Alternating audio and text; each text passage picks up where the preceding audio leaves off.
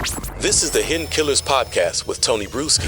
Featuring defense attorney, Hidden Killers daily contributor, and host of the Defense Diaries podcast, Bob Motta. 2024 could be a very eventful year in the world of Alex Murdaugh, as if 2023 was not already. We could potentially see another Alex Murdaugh murder trial if, in fact, his defense gets their way in a hearing that's scheduled for later in the month of January, arguing whether or not there was jury tampering by the clerk of court, Becky Hill. The evidence continues to mount, at least the evidence against her credibility. That's one of the key things that's being looked at right now. Joining me to discuss, Bob Motta, Defense Diaries podcast host and defense attorney. Bob, when we're looking at this going into the late January hearing that's going to take place, I want to understand exactly what can and cannot be brought up, because this is not a jury trial. This is a hearing. This is a judge making a decision. And normally in a trial, we'll have discovery, we'll have this or that's allowed in or not allowed in. There's a lot of things that don't look good for Becky Hill that go beyond just the allegations of jury tampering that really do seem to sink her credibility. Are we going to see all of that brought into this hearing later in January? The defense is sure going to try, but ultimately a lot of these issues, that's what's going up in front of the South Carolina Supreme Court, these exact issues as to what they're going to be allowed to bring in terms of trying to attack her credibility. Because obviously the things with, that went on with her son, obviously that the plagiarism in the book, those are collateral issues in terms of they don't really directly relate to the case at the bar, meaning that they have really nothing to do with whether or not she was tampering with the jury per se. But as you stated, it does go to her credibility. Yeah. Like, can we trust anything she says? So that's one of the things that's going to get ruled on by basically the Supreme Court in South Carolina, to figure out what they're going to allow them to bring in. I have a feeling when you're talking about a case like this, where it's basically he said, they said, or she said, they said, that credibility is going to be a major factor in determining, what's what, and I know people aren't going to want to hear this. And the other argument, and I don't even want to jump ahead because I'm anticipating that you're going to ask me. So that's ultimately, we'll find out, is the answer. We don't know at this point. Certainly the defense is trying to bring all of it in order to attack her credibility. And obviously the state is trying to keep it out, saying that it's collateral and it's more prejudicial than it is probative. Yeah. So we'll get a ruling on that, pretty quickly. Yeah, and the thing is, imagine the Supreme Court will turn around with it. With the fact that this is not, it's not a jury trial. This is a judge that's going to go in and make a ruling on this. It's not like she doesn't have knowledge of all these allegations, where with a jury, they may not have any knowledge of some of the allegations. She's going to go in and know these things already. She'll have to make a impartial decision, but she's going to have the knowledge, especially now. The latest one that has come out, of course, the plagiarism, which to me, as you read the story on how that all transpired and her co-author being unaware of this, but she did it. She admits she did it. It was tight on time, on a deadline, on a self-published book, which I find amusing. It's just like, yeah, how dumb? How dumb can you get, I guess, when it comes to being Becky Hill?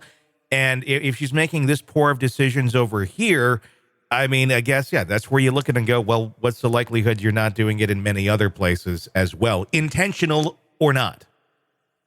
Yeah, look, at the end of the day, you can always, it's greed, the greed is why she's doing this.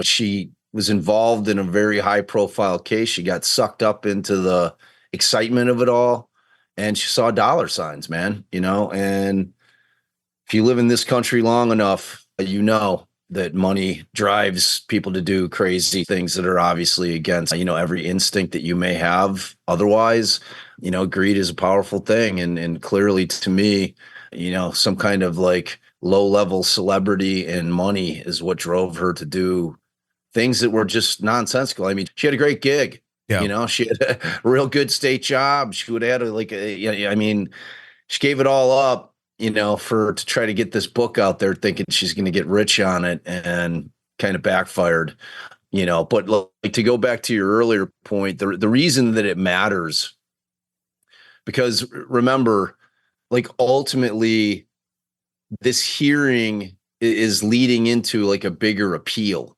Mm-hmm. Okay. So, you know, they want to make sure, the judge wants to make sure that they rule on this properly in terms of what to allow in, you know, because that in and of itself could become an appellate issue. You know, if the judge rules improperly in terms of what should have been allowed in and what shouldn't have, in terms of being able to bring it up during the hearing, because that's all on record, whether there's a jury or not. Mm-hmm. You know what I'm saying? And whatever that decision is, because ultimately, you know, and this is what I was going to say, I think the guy's going to end up with a new trial, because there's two arguments here.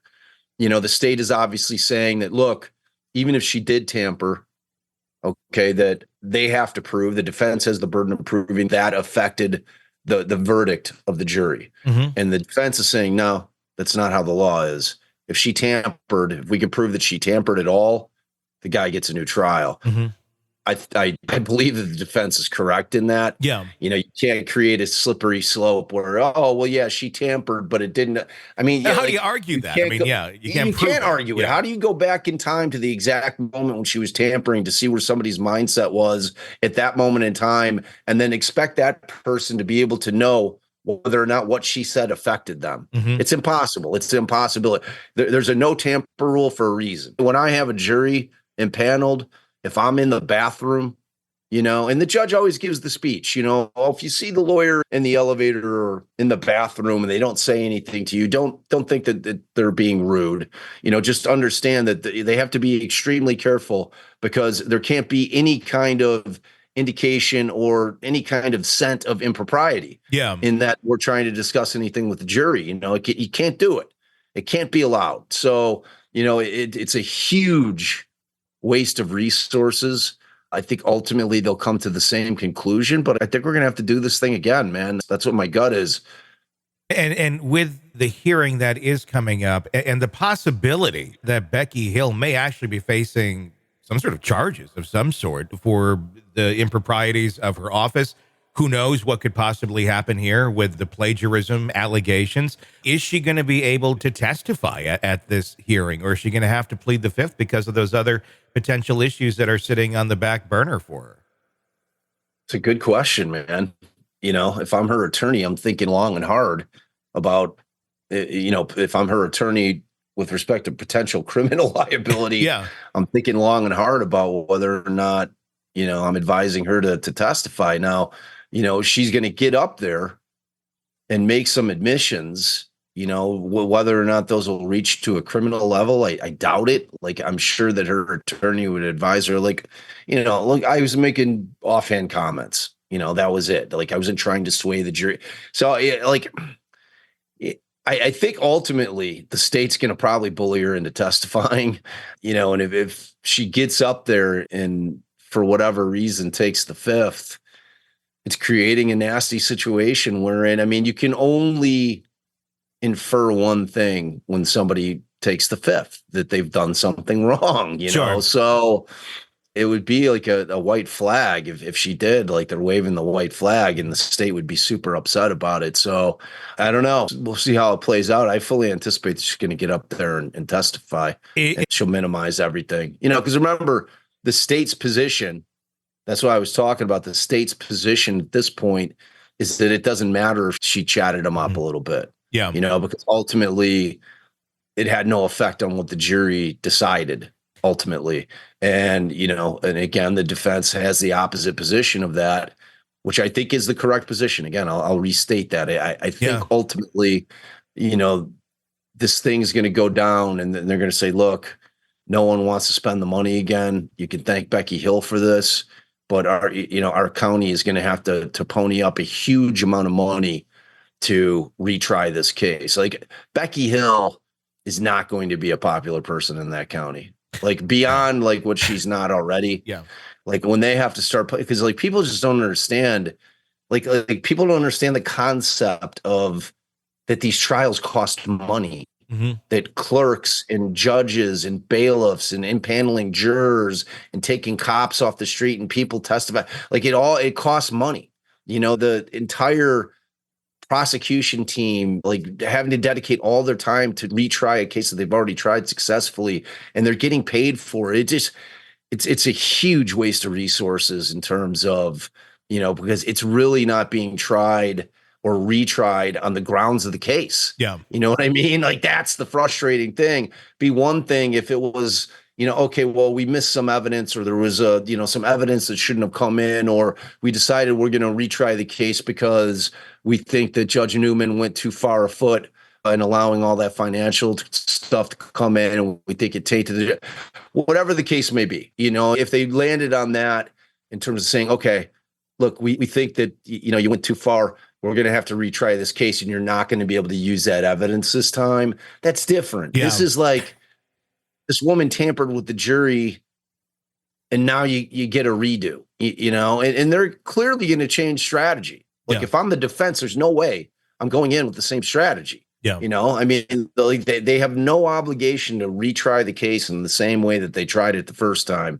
including whether or not, and I think that we talked about this probably back in the day when, you know, we were first hearing about this potentially happening, whether or not Murdaugh would testify. Yeah. I mean, like if I'm Poot and Griffin, man, I'm like, dude, no. Like, you know, ultimately it's your decision, but don't be an idiot. Yeah. You know, like your testimony is what got you convicted. Like people, once you got on the stand, they knew, you know, that you could lie with like a blank slate on, you know, you're a total sociopath. So, you know, yeah, I mean, I fully anticipate we're going back on that one, buddy. It's going to be very interesting to watch. If in fact it does go that direction, do you anticipate the judge that's overseeing this to make the decision here in that hearing at the end of January for a new retrial? Or is this something you think it's going to go through a couple different hearings before that sort of decision is ultimately made?